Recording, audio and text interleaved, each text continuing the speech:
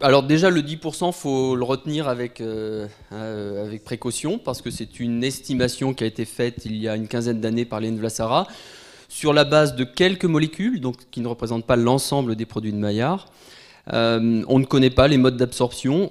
On considère que les produits de Maillard qui vont passer seront bien sûr digérés avant, donc transformés en acides aminés, et ces fameux acides aminés non physiologiques. Comment est-ce qu'ils passeront, comment est-ce qu'ils passent, je ne sais pas. Je ne sais pas, mais tout reste à étudier. Déjà, préciser ce pourcentage, ce serait déjà important.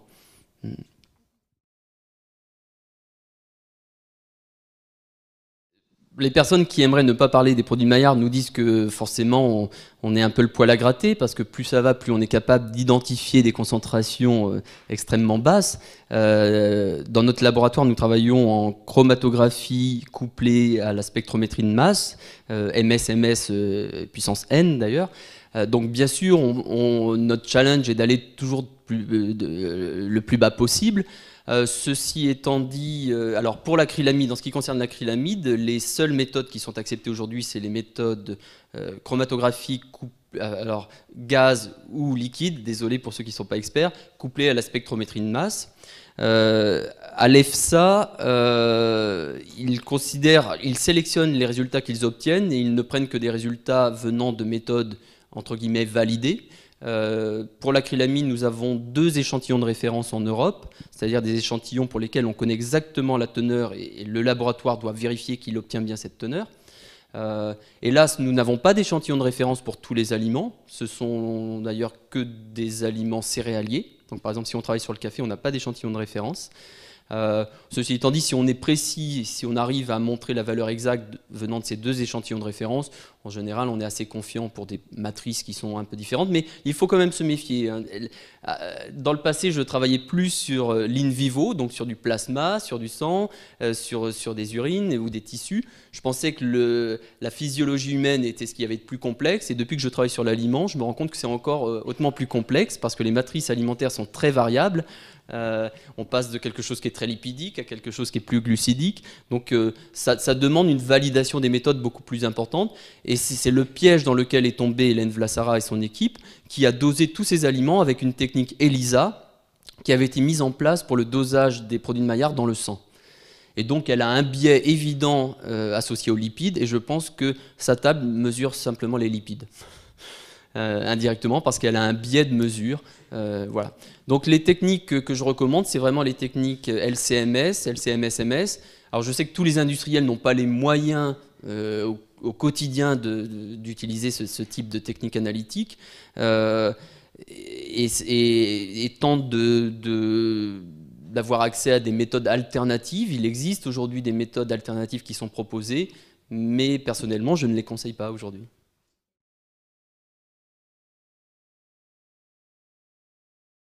Alors, par exemple, chez certains industriels, il y a déjà une méthode relativement simple, c'est de regarder la couleur du produit. Certains industriels comparent la couleur du produit à la teneur en acrylamide. C'est parfois corrélé, c'est parfois absolument pas corrélé. Donc, pour certaines matrices alimentaires, les industriels sont relativement confiants en interne. Ils savent qu'ils ont une bonne corrélation entre la couleur de leur produit et l'acrylamide, ce qui peut se comprendre, hein, puisque plus l'aliment est chauffé, plus on a d'acrylamide, et plus l'aliment est chauffé, plus on a de couleur. Et hélas, dans certains cas, ce n'est pas valable. Donc il faut toujours le vérifier, revalider ces comparaisons, ces corrélations. Et puis certains essayent d'utiliser des mesures spectrales, soit en infrarouge, soit en fluorescence. Mais là encore, ça demande à chaque fois une validation très importante. Et je recommande, bien sûr, pas en routine dans une usine. Je comprends bien qu'il n'y ait pas une LCMS à côté d'une chaîne de production. Mais je recommande des vérifications régulières sur des techniques rigoureuses.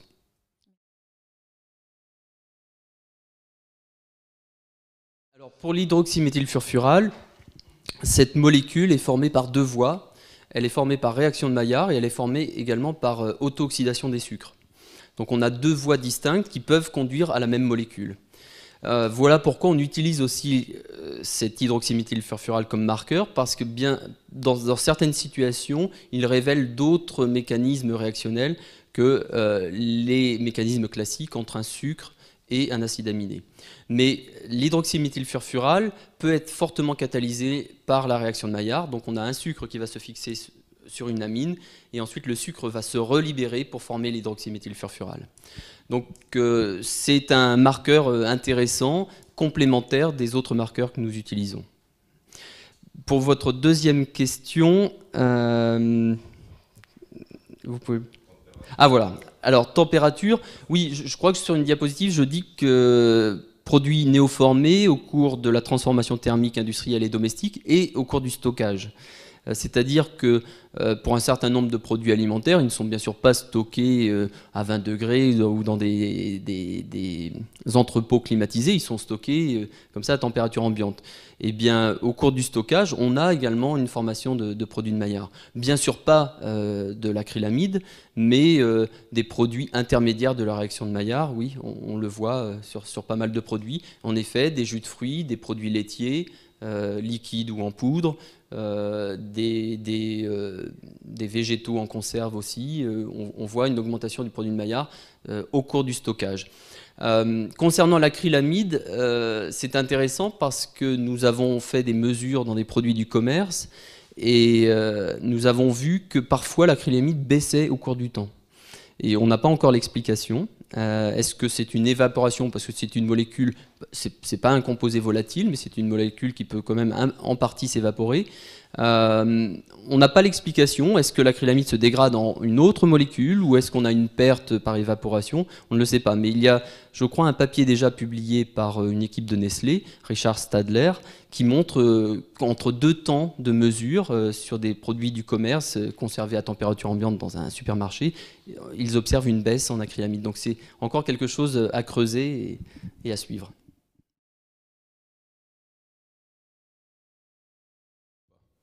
Oui, oui, bien sûr. Alors, je dirais qu'il n'y a aucun marqueur idéal, parce que la réaction de Maillard est très complexe, donc il n'y a pas de marqueur idéal.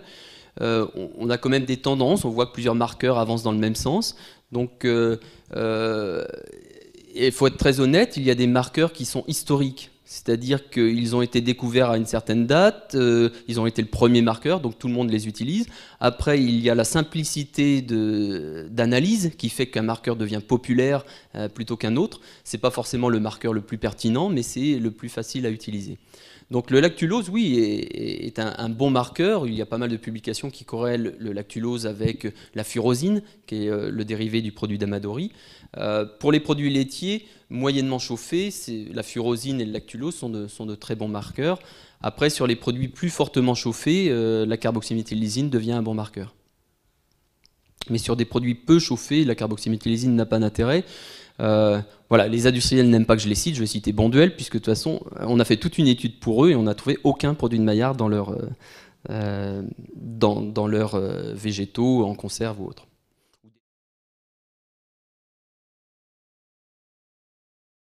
Oui, mais même sur des laits liquides, on trouve des teneurs assez élevées en composés néoformés. Mais bien sûr, vous avez raison, dans les laits en poudre, avec l'atomisation ou d'autres techniques, on augmente cette teneur en composés néoformés. Et on essaye de déposer, l'ANR Alide est reconduit cette année. On va essayer de redéposer un projet avec un partenaire industriel qui est tout à fait intéressé pour baisser ces teneurs en composés néoformés. Parce qu'il est vrai que sur une période courte de la vie, les nouveau-nés vont avoir une exposition élevée. Je ne dis pas qu'on a prouvé que cette exposition entraînait un risque sanitaire. D'ailleurs, c'est ce qu'on va étudier, quels vont être les effets à long terme. C'est toujours la difficulté. Alors ça, c'est forcément étudié sur des modèles animaux. Quel est l'impact à l'âge adulte d'une exposition au cours de la vie périnatale. Mais ça, c'est fait sur modèles animaux. Hein.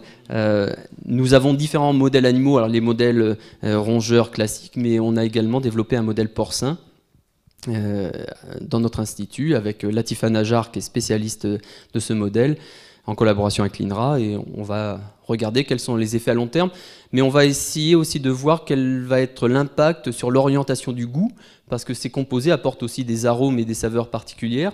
Est-ce qu'un enfant qui recevra un lait, une formule infantile finalement relativement stable pendant les premiers mois de vie, ne va pas avoir une orientation différente d'un enfant qui aura eu le lait maternel, qui lui va avoir des variations énormes d'arômes en fonction de l'alimentation de la mère. Donc on trouve ça passionnant à rechercher, sans a priori et sans se dire que c'est moins bon ou meilleur. Voilà. Il y a quand même une part très, très faible de protéines, et puis il y a aussi un certain nombre de sucres. Donc oui, il y a quand même une réaction de Maillard qui n'est pas négligeable. Qui peut changer la couleur. Alors la couleur, l'oxydation, à la fin,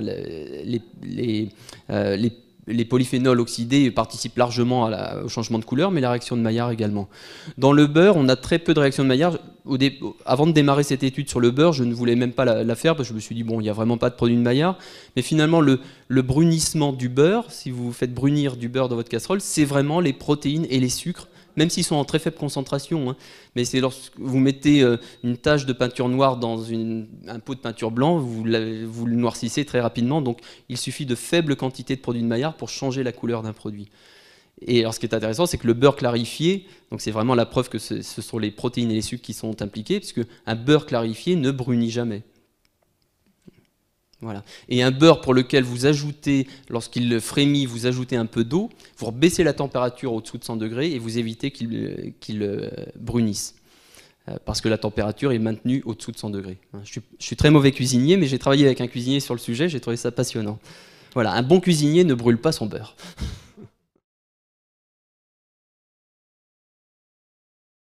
Ah non, non, ceux que l'on fait à la maison, ce sont des caramels.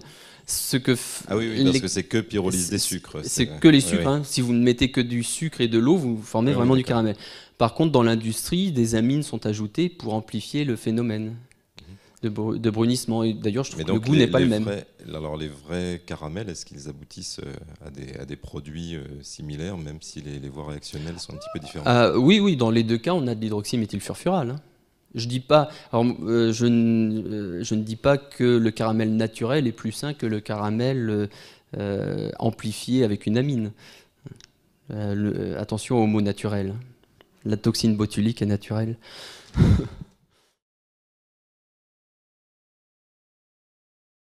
Si. Alors, l'acrylamide est relativement bien absorbée. Je ne suis pas spécialiste de l'absorption de l'acrylamide, mais d'après ce que j'ai lu, il est dit que l'acrylamide est relativement bien absorbée, très vite métabolisé en glycidamide et en adduit, en partie éliminé, bien sûr. Mais là, oui, ce sont des données d'exposition et non pas de valeur d'exposition. Je vous précise que si vous êtes fumeur, vous avez un apport en acrylamide qui est... Alors je ne sais pas de combien je voulais trouver le chiffre, mais qui est hautement plus significatif.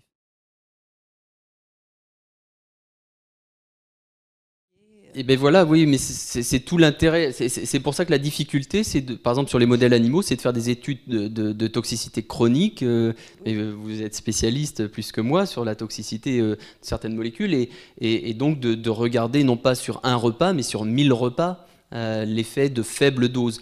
Alors je travaille avec beaucoup de biologistes dans mon équipe, mais également à Lille avec l'équipe du professeur Éric Boulanger. Bien sûr, je sais que la tendance de tous les biologistes, c'est de forcer un peu la dose pour voir un effet et pour publier quelque chose d'intéressant dans une belle revue. Alors je leur dis toujours, moi qui suis sur l'aliment, attention, allez-y mollo sur la dose. Alors, bon, ils me disent toujours, on fait d'abord une dose forte, puis on publie, puis après on verra sur les plus faibles doses. Je leur dis, ayez au moins l'honnêteté sur votre publication de dire qu'attention, la dose qui montre tel effet est une dose très forte. Bon, c'est une bataille un peu. Est-ce que, si j'étais biologiste, est-ce que je ferais la même chose? J'en sais rien, donc je leur jette pas la pierre.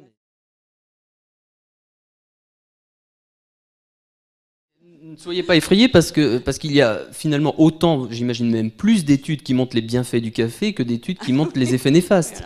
Et non, mais c'est important parce que je tiens à préciser qu'un aliment est une matrice complexe Et que bien sûr, si on extrait une molécule potentiellement toxique comme l'acrylamide de son contexte, de sa matrice alimentaire, on n'a certainement pas le même effet que cette acrylamide en présence de polyphénol et d'autres composés qui vont être bénéfiques. Donc, c'est pour ça qu'il y a plusieurs stades dans cette recherche. Il y a des stades où on étudie des molécules purifiées, isolées, et après, il y a des stades où il faut avoir la molécule dans son environnement, dans son contexte complet. Oui, alors je ne vous ai pas montré l'étude, mais nous avons publié il y a 2 ans une grosse étude sur les chocolats, alors sur les poudres de cacao à solubiliser pour le petit déjeuner, des échantillons que nous avons récupérés en France, un peu partout en Europe et aux États-Unis, et les teneurs sont très élevées en carboxyméthylésine, ce qui ne veut pas dire que dans des cacaos plus riches en cacao, on ait autant de composés néoformés. Je pense que le process de ces poudres de cacao conduit à une élévation de ces composés néoformés. Mais là encore, la combinaison avec d'autres propriétés plus bénéfiques de ces produits alimentaires fait qu'au final, peut-être que l'effet santé est neutre ou... Voilà. Il faut vraiment étudier les choses à deux niveaux, sur des molécules isolées et après sur des matrices complexes. Oui, non, mais nous sommes quand même en partie des professionnels, pour la plupart d'entre nous, mais je veux dire que c'est de nature quand même un peu à affoler le grand public. Oui. De citer des choses comme ça, c'est pour ça qu'on voit les gens se détourner d'un certain nombre de produits. Je sais, oui. Alors, ne parlons pas du beurre noir, bien sûr, mais aussi du café, par exemple. Mais même le beurre noir, dans cette étude, et alors on ne l'a pas encore publié, on l'a juste présenté dans un congrès, mais on va la publier dans peu de temps. Même dans le beurre noir, la concentration en produits de Maillard, et puis l'ITER qui a fait les mesures des peroxydes lipidiques de son côté, ces 2 types de composés néoformés sont très faiblement concentrés dans du beurre noir. Après, il faut relativiser aussi, même si vous brûlez votre beurre dans votre poêle, la quantité est relativement faible, à part si c'est la cuisson qui est faite tous les jours pendant des années, mais enfin, c'est rarement le cas. Donc, arrêtons la panique sur un tas de produits de ce genre. C'est pour ça que c'est important de communiquer sur les quantités, les températures, et de sorte à un peu décrisper les... Oui. Bon, je dis toujours que je mange du pain grillé et que je continuerai à manger du pain grillé et à boire du café. La cuisinière moyenne, surtout si elle a des enfants jeunes, est très impressionnée par tous ces éléments. Voilà. Alors bien sûr, on va dire que l'industriel, lui, il a la connaissance, il n'a pas toujours les moyens, mais enfin, il peut avoir accès à la connaissance et il peut améliorer certaines choses. Après, voilà, quelles sont les recommandations à faire auprès des ménagères ou des ménagers, parce qu'il n'y a pas que les femmes qui... Et voilà, oui, mais c'est un sujet assez vaste. Une communication importante, là. Et voilà, mais voilà, moi je pousse toujours les industriels à communiquer, mais je n'ai certainement pas tous les éléments, et peut-être qu'ils ont de bonnes raisons de ne pas communiquer, mais là je vais changer de sujet, le sujet du sel. J'étais à un congrès, j'ai participé aux entretiens de nutrition de Jean-Michel Le Cerf, et un intervenant, je crois INSERM ou CNRS, a passé son temps à dire que bien sûr on avait trop de sel dans l'alimentation et que les industriels ne faisaient rien. Et j'avais dans la salle autour de moi des industriels avec qui j'ai travaillé à la réduction de la teneur en sel, et personne n'a levé la main pour dire si, on a baissé la teneur en sel. Et ce sont des industriels qui ne le mettent pas forcément sur l'emballage, et pourtant ils ont baissé de 15%, mais ils ne veulent pas que le consommateur le voie, le sache. Ils ne veulent pas associer leurs produits à un produit salé, donc ils ne veulent pas communiquer sur le sujet. Bon, à part peut-être les produits charcutiers où tout le monde a forcément en tête que c'est salé, donc eux ont intérêt à le mettre. La communication est tellement complexe que voilà, je ne suis pas spécialiste et du coup j'accepte le silence des industriels, mais même si je les pousserais plutôt à communiquer sur le sujet. Parce que si on en juge sur les médias, ils ont tendance à mettre en exergue des choses qui font peur. Ah bah oui, c'est ce qui fait vendre. Hein. Bien entendu. C'est ce qui fait vendre, oui. Mais en même temps, alors je l'ai pas là, mais j'avais 2 couvertures du Nouvel Observateur, une en 1997, c'était la fin de ma thèse, et donc j'avais mis ça sur une diapo de thèse. Et j'ai revu récemment une couverture du Nouvel Observateur qui était quasiment la même, le même fond, le même sujet, et c'était la crise de la vache folle à l'époque, donc qu'allons-nous manger dans l'avenir? Et là, je revois la même chose, donc on parle de marronnier, c'est ça, et voilà, et ça revient régulièrement. Ceci étant dit, la consommation de viande, elle a baissé après la crise de la vache folle, mais ça revient petit à petit, et bon, faut espérer que la population... Non.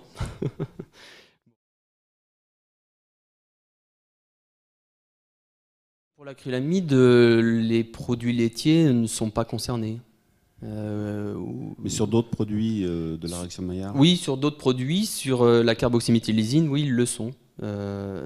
Mais l'acrylamide nécessite un traitement thermique très élevé, une activité d'eau, donc c'est pas tout à fait une concentration en eau, mais une activité d'eau relativement faible. Donc dans des produits complètement liquides, on a très peu de formation d'acrylamide. Alors vous allez me dire, ah, mais oui, mais le café c'est liquide. Mais le café, il est d'abord torréfié et de façon très solide. Donc dans les produits laitiers, pas de problème d'acrylamide, mais d'autres composés néoformés se forment. De l'acrylamide? Alors les concentrations sont peut-être relativement faibles. Alors j'ai jamais mesuré l'acrylamide dans les produits laitiers. Après, je reviens sur les méthodes analytiques. Dans notre laboratoire, nous détectons l'acrylamide à 50 microgrammes par kilo. Et nous avouons que nous ne pouvons pas descendre au-dessous. Donc c'est ce qui est aussi accepté par l'EFSA. L'EFSA accepte jusqu'à 75 ou 100 en limite de détection, de quantification. Après, oui, on peut toujours trouver, c'est ce que je disais, on peut toujours trouver des traces de tout dans tout, mais c'est pas la contribution principale en acrylamide. Et je pense que pour les nouveau-nés, si on regarde ici, aliments pour bébés, alors autre que les préparations à base céréalière, oui, pourquoi pas, mais la plupart des produits concernés, ce sont les produits à base de céréales au moment de la diversification alimentaire.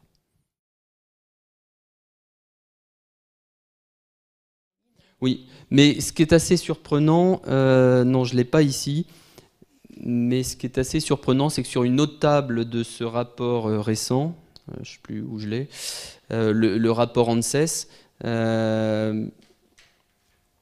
bon, enfin bref, il est indiqué qu'en France, la contribution des céréales de petit déjeuner est très faible. Je crois que c'est moins de 10%. Je suis assez surpris. Il faut que je revérifie, mais au niveau européen, je ne suis pas persuadé que ce soit si bas. Alors, est-ce que c'est parce que le Français consomme moins de céréales de petit déjeuner? Parce que les deux sont pris en compte, bien sûr. Hein, c'est la teneur dans l'aliment plus la quantité consommée pour établir ces camemberts. Donc peut-être que les Français consomment beaucoup moins de céréales de petit déjeuner que d'autres. C'est le cas des chips. Hein, vous voyez que la part des chips en France est très faible, alors que dans les pays nord-européens, elle devient significative. Oui, tout à fait, oui, oui. Il y a différentes réactivités. Alors, vous savez que depuis 2002, il y a eu un nombre de publications incroyables. Hein. Si vous allez sur des moteurs de recherche comme Science Direct ou PubMed, vous allez trouver des centaines d'articles sur l'acrylamide. C'est d'ailleurs assez impressionnant, tous les efforts qui ont été fournis par les universitaires et les industriels. Et donc, il y a un certain nombre de papiers qui montrent que certains sucres sont plus réactifs que d'autres pour former l'acrylamide. De façon générale, le fructose peut être plus réactif que le glucose pour former l'acrylamide, mais pour former tous les produits de Maillard, hein, de façon générale. Et après, des sucres de plus petite taille, hein, non pas des hexoses, mais des pentoses, sont encore plus réactifs. Plus le sucre est de petite taille, plus il est réactif. Et donc plus la matrice alimentaire a des polymères saccharidiques hydrolysés, plus on aura de sucre libre et plus on aura de produits de Maillard, mais plus on aura d'arômes en même temps. Donc c'est un peu la difficulté. Donc une pomme de terre pauvre en sucre simple, mais riche en amidon, générera peu d'acrylamide lorsqu'on formera des frites, alors qu'une pomme de terre dont l'amidon aura été hydrolysé va générer beaucoup plus d'acrylamide. C'est pour ça que les industriels savent très bien qu'ils doivent sélectionner des variétés pauvres en sucre simple et qu'ils doivent aussi conserver les pommes de terre à une température moyenne mais pas trop basse, parce qu'à une température trop basse, les pommes de terre vont hydrolyser l'amidon et donc libérer beaucoup plus de sucre.